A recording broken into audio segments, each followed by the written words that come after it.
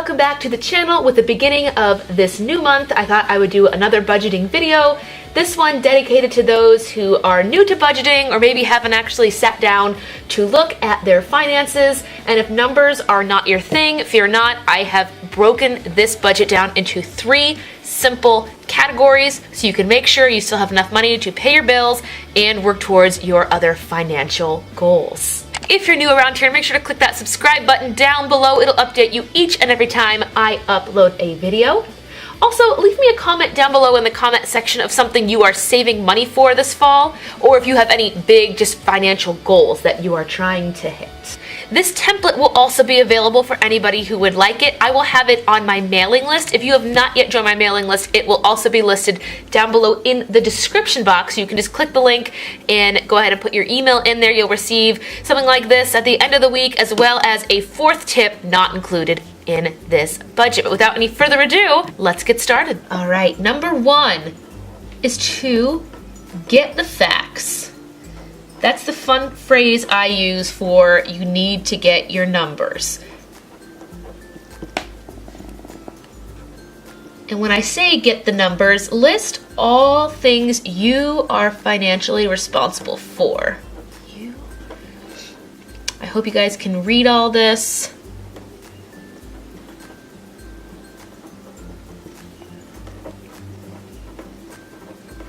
All the things you are responsible for, and what I mean, like things that you pay each month.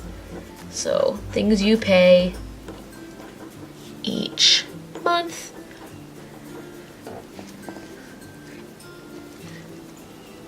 There are 2 types of things that you have to pay each month. The first are that's a 1 circled, by the way. I'm really good. First are your fixed expenses, things that don't change, which would be like your rent or your mortgage. And then your variable expenses, which would be like a restaurant budget. Variable expenses. So once you know what all your fixed expenses are and your variable expenses, add them all up and get the number. I'll just put here, get the number. This is what you need. And once you have the number, it's done. Unless something drastically changes in your life or you've hit a goal or you paid something off, you should know what you are responsible to pay each and every month. Number 2, this should be everyone's favorite, is to compare the cash flow. Compare cash flow.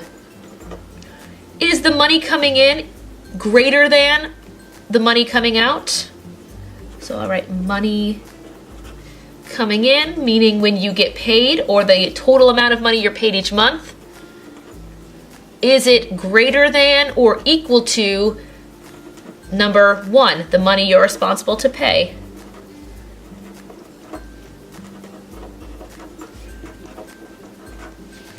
Really, whenever I talk to people about their finances, it's number 1 that they don't want to do. Some people, for some reason, don't want to know how much they spend, whether or not they're ashamed of how much they spend in like restaurants, or if they gamble, or if they paid too much or didn't get a good down payment and they have a really high mortgage or rent. Number 1 is really the toughest to come by. Number 2, when you have to see how much money you have coming in, this is more of the fun number for some people, maybe not for all. And for those I've talked to, when they look at the cash flow, if the money coming in does not equal the money that you have to pay, that's when we start talking about things like side hustling, dropping down how much we go out each week or how much we spend each month. That's how we will bring this number down. But let's move on really quickly to number 3. Number 3 talks about whether or not the money coming in is greater than or less than the money you must pay. Number 3, we divide it into 2 quadrants. So number 3, if A, cash flow is higher, meaning you will have leftover money, which means you will have leftover money. Freeze, this leftover money, we're going to give it a job. We're not just going to go and spend it. Or at least all of it. You'll spend a little bit of it. Take the leftover money, let's say for example, let's say you have $100 left over after you did 1 and 2. I always advise to take 40% of your leftover money, put that into your savings. And some people say, Kristen, I already put things in my savings. That's in my Get the Facts. I'm responsible for my savings. And that's great. Put an extra amount on your savings. For me personally, if I have something extra and I don't know what to do with it and I don't want to just throw it into my savings account where it's going to get 0.05% interest, I'll put that extra money on my mortgage in an additional payment. But 40% to savings and 60% to spending. You can spend it any way you want. Maybe this month you have a little bit of extra money, but you know next month you're not going to have that extra $100. You can hold on to that $60 from this month and put it into your emergency fund for the next month. That was A. B is if the cash flow is lower than your payments.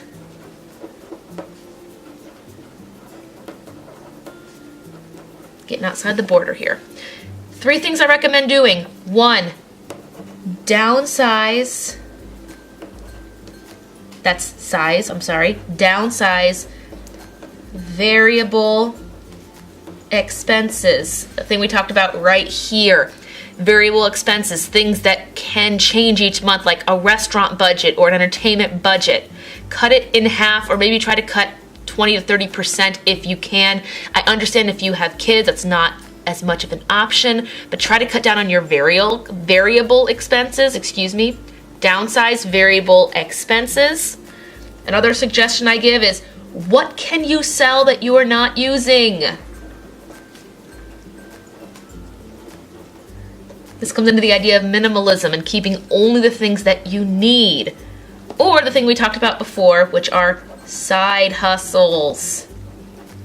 I actually have a video on various side hustles, websites where to find them in your specific town or city. I will link this video of side hustles above in the cards. I've gotten so many comments on it. People are thanking me for giving them the actual tools and websites. This was a great project. I really liked making that video. Once again, I will have it linked up in the cards for you guys to see. But beginner's budget for those that hate numbers. 1, get the facts, list out everything you're responsible for each month with your fixed expenses and your variable, get the number. Number 2, compare the cash flow, the money you get each month. Is the money coming in greater than or equal to the money you must pay each month? And 3, if it is, take the money that's left over, 40% to savings, 60% to spending. And if your cash flow is not as much as what you are responsible to pay each month, downsize variable expenses. What can you sell that you're not using? And side hustles. Can you bring in a little more money each and every month? That is my no BS, get the numbers out on the paper, beginner's budget if you hate numbers. And once again, this template is free to whoever wants it. Just click on my email sign-up list in the description box and get your free copy here, as well as a bonus tip that I will put in my email list. If you want the 4th final bonus tip, go ahead and sign up for my mailing list. Just a fun fact, that bonus tip is what got me the brand new couch you're gonna see in this outro. For no money down. I paid cash for all of my furniture. Thank you guys so much for watching my Budgeting for Beginners video. Once again, the 4th tip to the series will be available to everybody on my mailing list. Just go ahead and click the link below in the description box and sign yourself up. If you are also watching this unsubscribed, click that little red subscription button down below. It'll update you each and every time I upload a video. And once again, if you like these videos, give them a thumbs up and leave me any of your budgeting goals down in the description box. I know I have promised you guys a house tour for the longest time, and I can finally start getting one in progress. As you see behind me, this is my brand new couch that I just bought here for the fall. I think it's wonderful. It's so nice. My mom actually found it and was like, you need this couch. And I saw it and I went, I do need that couch. But we're hoping to get a house tour here for you guys. But until then, I hope you guys enjoyed this video. Thank you guys again so much for watching, and I'll see you in the next one. Bye.